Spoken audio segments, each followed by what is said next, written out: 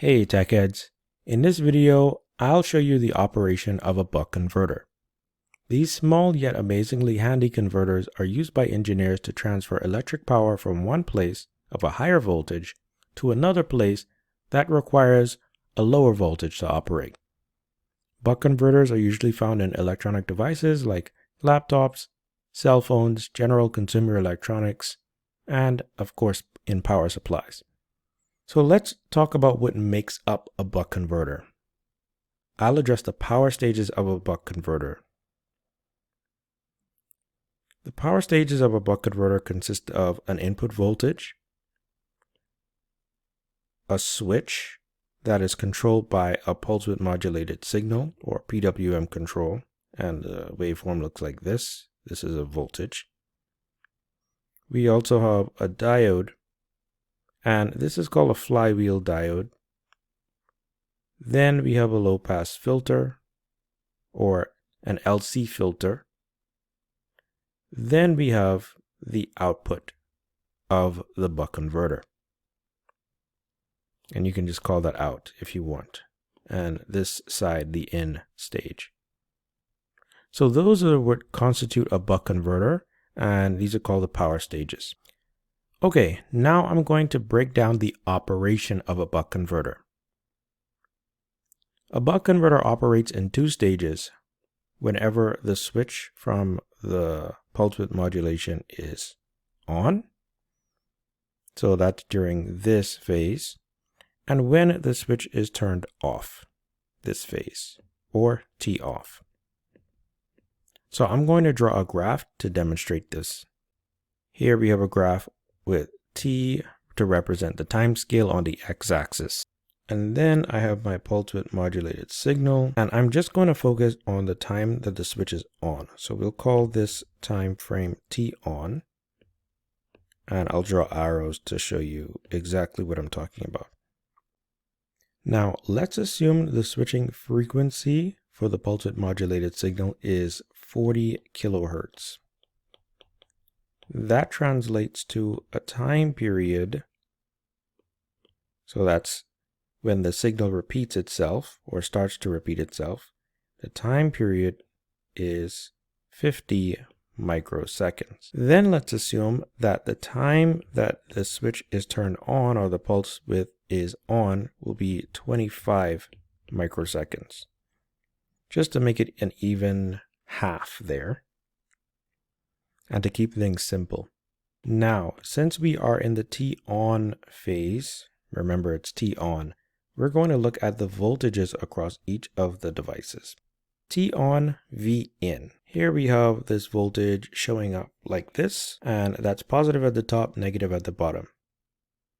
T on, V switch. The voltage across the switch is positive on the left and negative on the bottom. That's because the switch is closed and current is being allowed to flow through from the V in source through the rest of the circuit. So this is the current. Next we have VD, which is the voltage across the diode. To get VD, we would actually need to look at this. VD is equal to V in minus the voltage drop across the switch. Let's assume we have this number, like some positive, negative, and that will be VD. Next, let's look at the voltage across the inductor, and we call that VL. Now, what we know about the inductor is that current is going to go through the inductor, but how do we know that for sure? What if the current wants to go through the diode?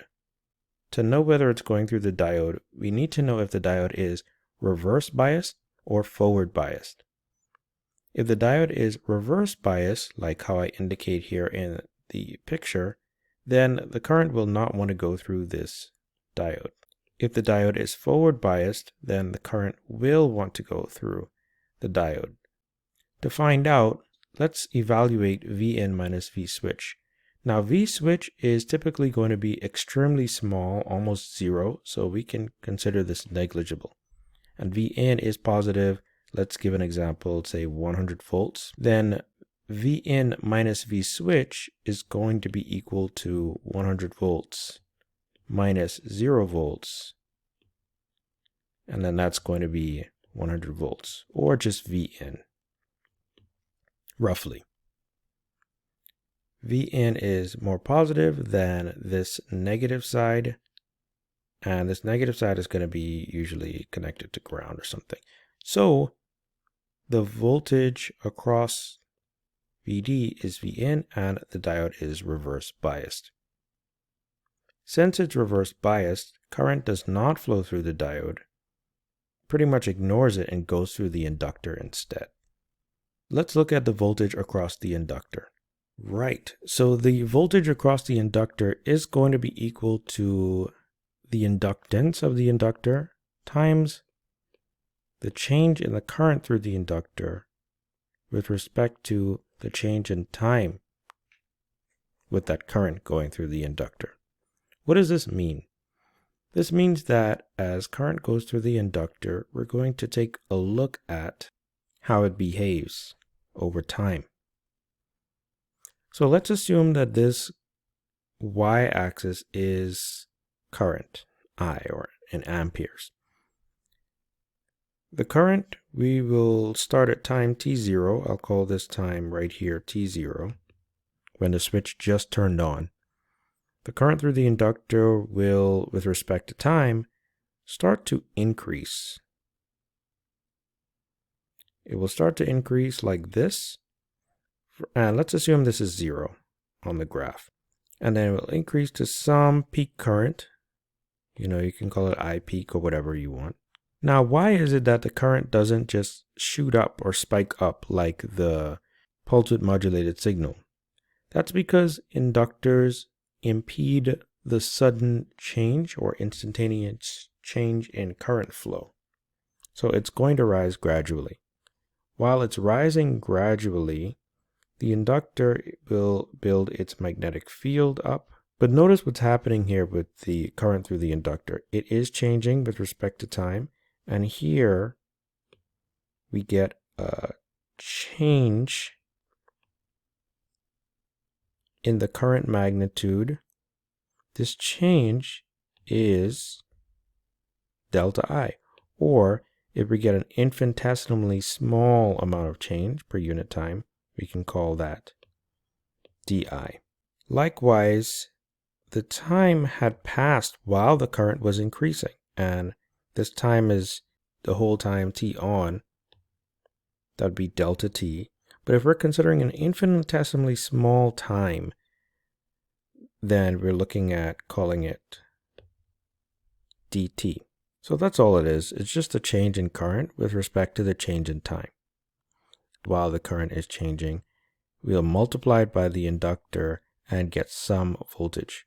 Now, this difference in current, this change here, is going to be positive. It's going up.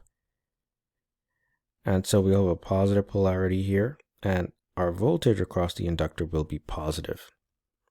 For nomenclature and directional purposes, that would be positive here and minus here, VL. Let's look at the output voltage. We'll call this VO. All right, so let's look at VO. VO is going to be equal to I, the I going through the resistor, so we'll call it IR or IO, and then the resistance on the output. It'll go up like this, and it will go up like that in the very short amount of time, the 25 microseconds, that the switch is on. Let's talk about the current going through each of the devices while T is on. The current through the Vin, it's going through Vin and coming out of Vin. The current goes through the switch, it's positive. The current does not go through the diode. It goes through the inductor and then through the resistor. This is while T is on. So the current is going straight through to the circuit to the bottom. Now let's consider when T is off. Here we have T off. T off also lasts 25 microseconds. During the T off, let's analyze the voltages across these devices. And then we'll look at the current. But first, let's take a look at voltage. During the T off time, we have plus and minus there. What about the voltage across the inductor, VL? Is it still this polarity? Well, we have to look at the current. Is there any current going through the inductor? We know that the switch is off because we're in the T off stage. Current was going through the inductor. The inductor will impede the sudden change in flow of current, so it will go down on a slope. Now let's evaluate the voltage across the inductor. That will be VL.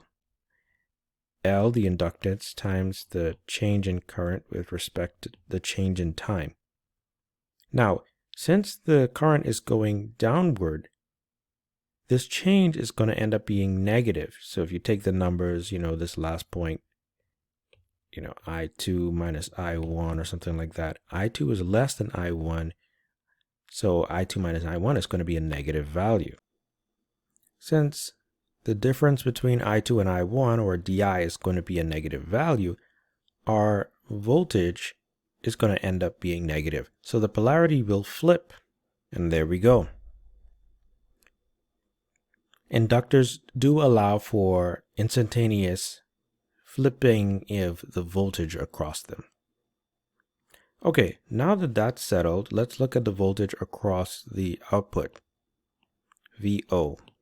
The instantaneous voltage, VO, is going to be equal to the current going through the resistor multiplied by the resistance. As the current is decreasing and multiplied by that resistance, it will have an equivalent linear decrease in the voltage, VO. Let's take a look at the current through all of the devices. We understand that the current is not going through the switch. Current is leaving the inductor, and also the magnetic field of the inductor is collapsing. This collapse in the magnetic field of the inductor is like it's a stored battery charge when it is expanding and it's getting current pushed into it by a closed switch. But when the switch is open, this magnetic field decreases. The current goes through this resistor and it's going to find its way through the diode. Why is that? Because the voltage across this diode actually ends up being reversed because of this negative inductor voltage, and it ends up being less than the voltage point here. What we might call ground or something. Since this becomes reversed, our diode is forward biased, allowing current to pass through the rest of the circuit. It becomes a flywheel diode. All right, so we have analyzed the time when the switch is turned on through pulse width modulation and when the switch is turned off via pulse width modulation. That should be everything, right? Well, not yet. We've looked at the instantaneous currents and voltages, but how does the power supply overall give us something like a lower output voltage, say 50 volts or something like that, if we're giving it, say, 100 volts? How does it achieve this if the voltage keeps fluctuating up and down every 25 microseconds? Well, we have to look at this on a larger scale. Here's what's actually happening.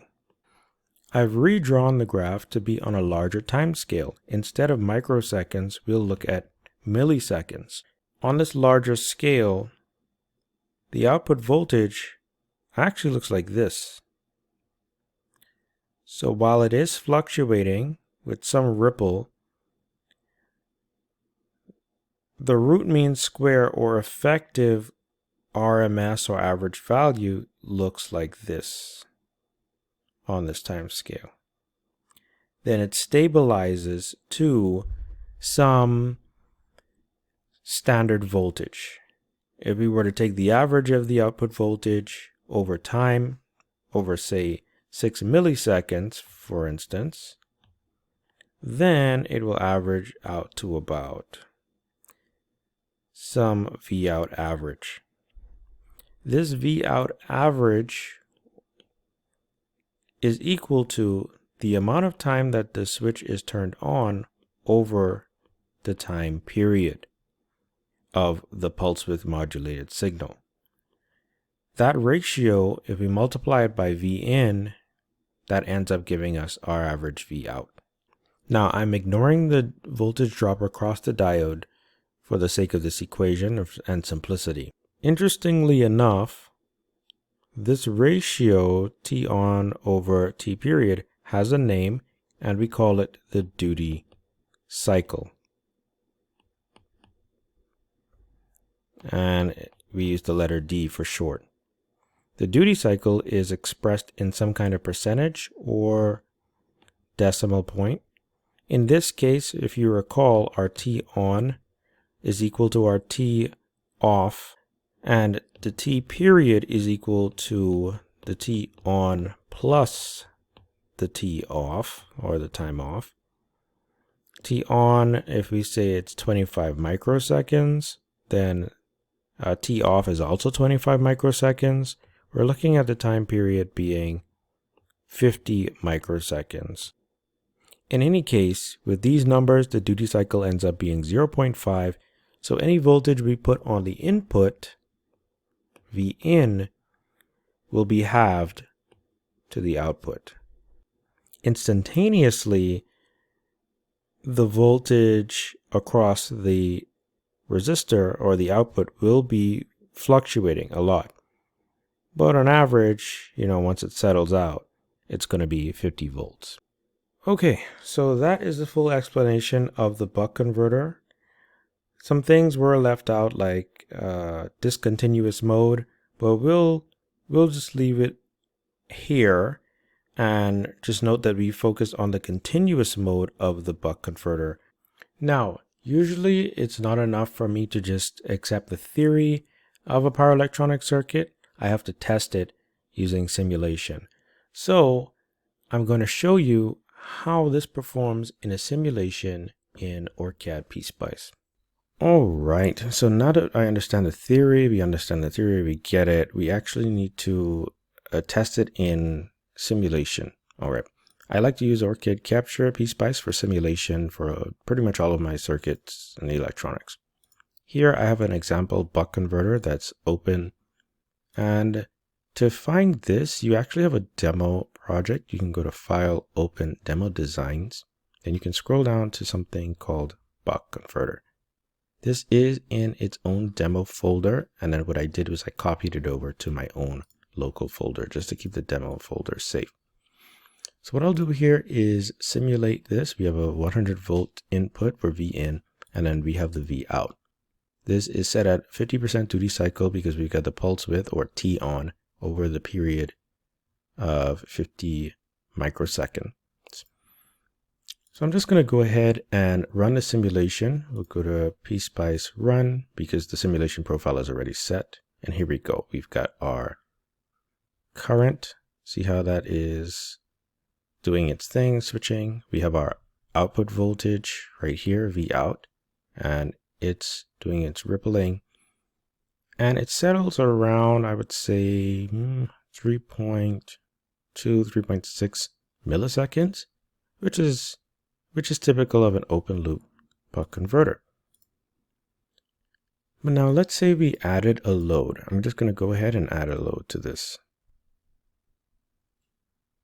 Okay, so as you can see here, I added a switch that closes at around 3 milliseconds, and when it closes, it connects this extra resistive load, which doubles the demand on the circuit.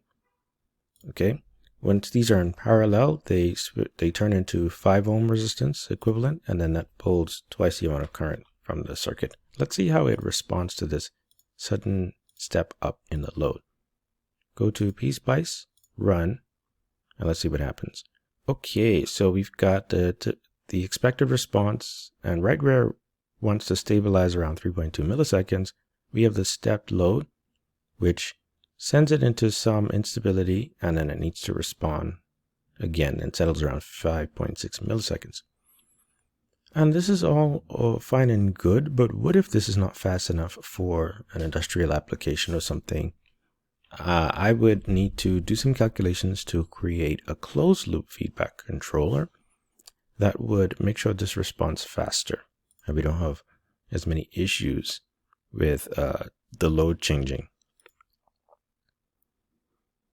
Now to do that, I would not prefer doing that in OrCAD, Capture, PSPICE, even though I could.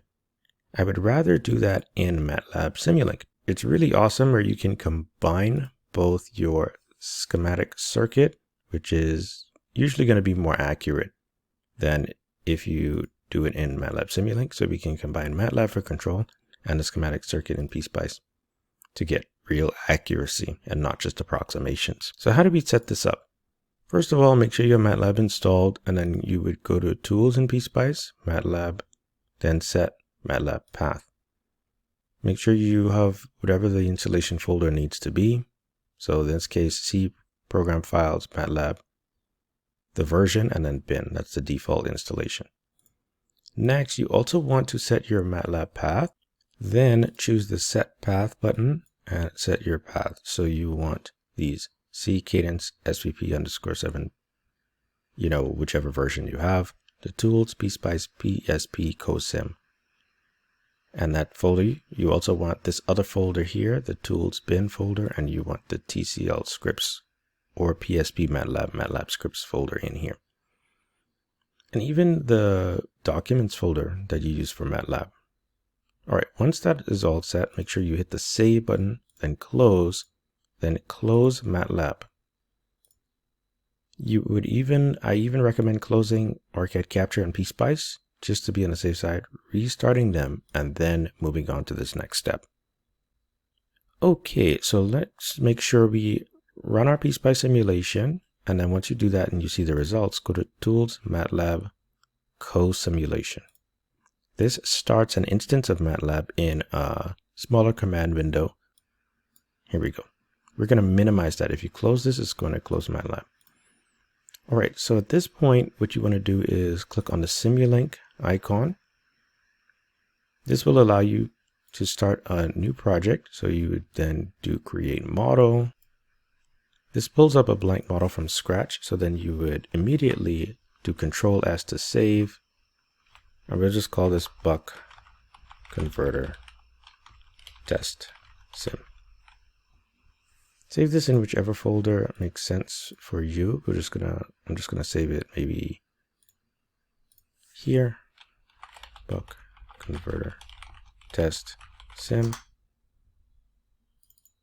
Double click, save it here.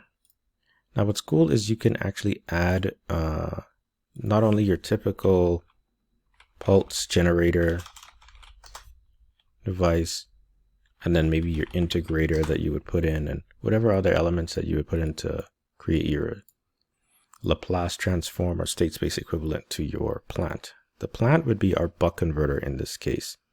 But I don't want to have to do Laplace transforms for my circuits if I don't have to. And this is the power of the PSPICE simulation block.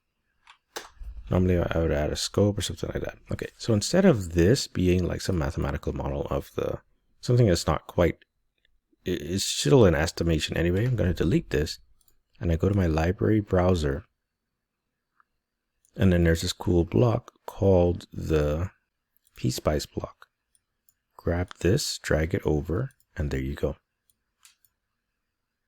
Then I would make the connections here and then use these inputs put it into the circuit so we get actual details on the project. Then you would double click on this block, choose your project file, your OPJ, and so on and so forth. I'm actually going to pull up a demo that I already finished, and voila, here we have a already finished demo, so you don't see all that. If you do want to see the detailed steps, you can check out a different video on how to do that. But I double click on this block and it pulls up my existing project. This is V switch here. This is listed as an input. And then this is also, we also have V source or V in as another input voltage. The V switch and V source, They're added as inputs, and we have the output V out. Now, this circuit is changing its load here midway through the simulation, and this runs for 6 milliseconds. We're going to do the same thing and run it for 6 milliseconds in MATLAB Simulink, but we'll see how it performs in closed loop. So let's go ahead and click Run. The simulation has been run. It has the 100 volt constant input, and it has, for the V switch, this closed loop system that modifies the pulse width as the V changes. So before I show you the results, here we have the output voltage is going to want to do something like this.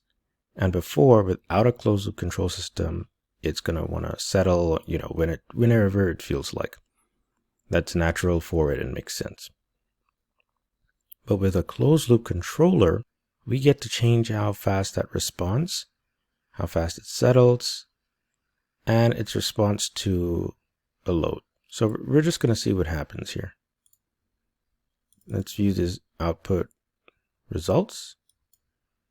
And look at that. So the simulation, the output voltage, it did jump up, but notice how it starts settling. If we were to compare that to the regular buck converter open loop from PSPICE, it doesn't even start trying to settle until after 2.8 milliseconds. So in half the time it's settling, it's pretty stable. Then around the 3 millisecond mark, it becomes unstable a little, does a little undershoot, a little overshoot, and then bam, voila. Like it doesn't even reach 3.5 milliseconds before it stabilizes the control, the output of the voltage. Whereas in the previous simulation where it was open loop, it doesn't settle till about after 4.5, maybe milliseconds. Okay, so this is the power of closed loop control. We don't have to deal with approximations and guessing and changing the actual circuit because switch mode power supplies are also pretty hard to approximate and calculate, and you need to use special techniques, state space calculations or Laplace transforms or whatnot, and it's still not fully accurate. You get the accuracy of a PSPICE simulation, or you get the accuracy of the circuit models for switch mode power supplies and the flexibility of control and tuning in MATLAB Simulink. Now, this is the power of combining PSPICE and MATLAB, and this is how I do all my power electronic circuits to make sure that they're actually doing what they're supposed to do.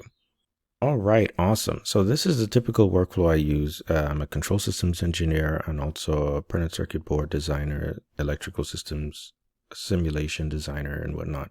And this is just really helpful to have both of these tools being able to work together, so I don't sacrifice accuracy for efficiency or anything like that. Okay, if you want to try this out and you don't have the software like PSPICE or whatnot, you can click on the link somewhere around this video that will take you to being able to download the PSPICE and OrCAD capture and whatnot. Also, feel free to download the design files. I provided them for you. You can open up the sim circuits, test them out and whatnot. And then, yeah, that's about it. So, all right, we've evaluated the buck converter and it works just like the theoretical analysis says it should. All right, thank you for watching this video and stay tuned for more on electronic circuits and simulations on this channel.